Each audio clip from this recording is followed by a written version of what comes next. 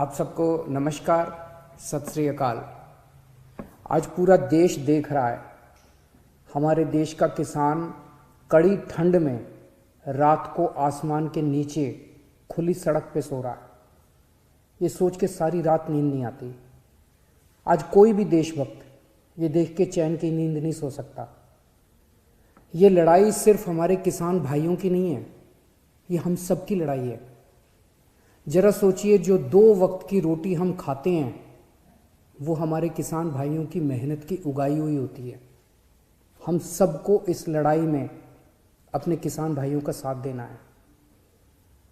कल पंजाब के मुख्यमंत्री ने मुझ पे आरोप लगाए कि दिल्ली में मैंने ये काले कानून पास कर दिए। इतने नाजुक मौके पे भी इस तरह की गिरी हुई राजनीति कैप्टन साहब कैसे कर सकते हैं? ये तो तीनों केंद्र के कानून हैं।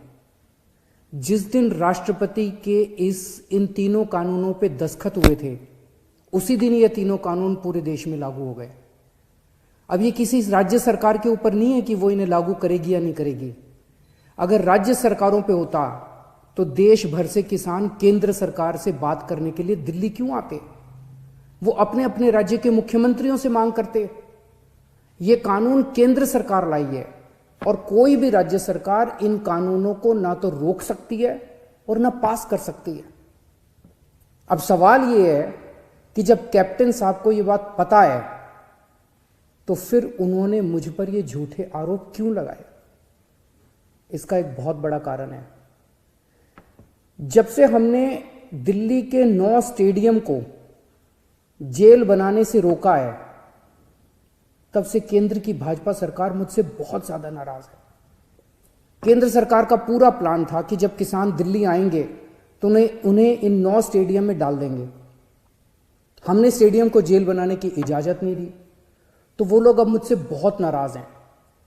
मुझे पता है कि स्टेडियम को जेल बनाने के लिए मुझ पे कितना दबाव आया था, किस किस का फोन नहीं आया। लेकिन जिंदगी में कुछ ऐसे मौके आते हैं जब आप अपने ज़मीर की सुनते हो, नतीजे की परवाह नहीं करते।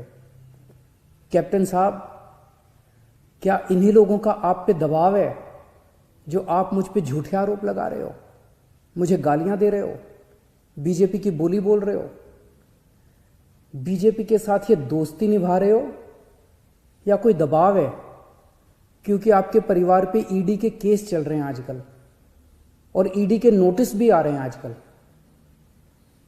कैप्टन साहब के पास ये बिल रोकने के कई मौके आए। पंजाब के लोग पूछ रहे हैं कि तब कैप्टन साहब ने इन बिलों को क्यों नहीं रोका? आज से 1.5 साल पहले 2019 में केंद्र सरकार ने ये तीनों काले कानून बनाने के लिए एक कमेटी बनाई थी।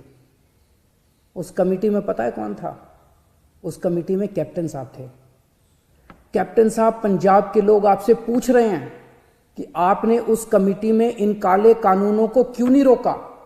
आपने कमेटी में एक बार भी इन काले कानूनों का विरोध क्यों नहीं किया? आपने बाहर आके लोगों को क्यों नहीं बताया कि केंद्र सरकार इतने खतरनाक कानून बनाने जा रही है? कैप्टन साहब, आपके पास 1 नहीं, 2 नहीं, 3 नहीं, इतने मौके आए जब आप इन बिलों को रोक सकते थे।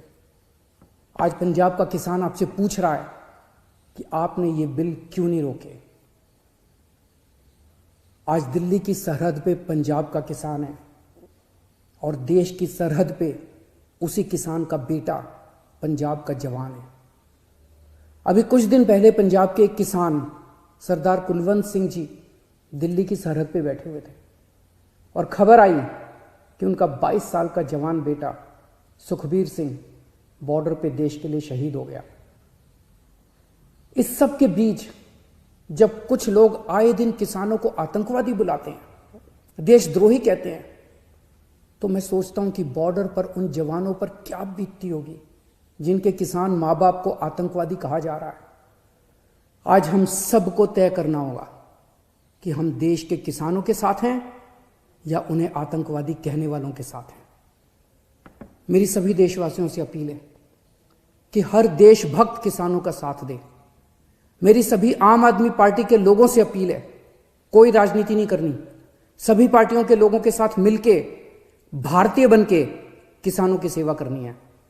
राजनीति करने को पूरी जिंदगी पड़ी है, अभी बस सेवादार बन के सेवा करो। हमें इस इनकलाब का ना राजनीतिकरण करना है और ना इस इनकलाब का राजनीतिकरण होने देना है।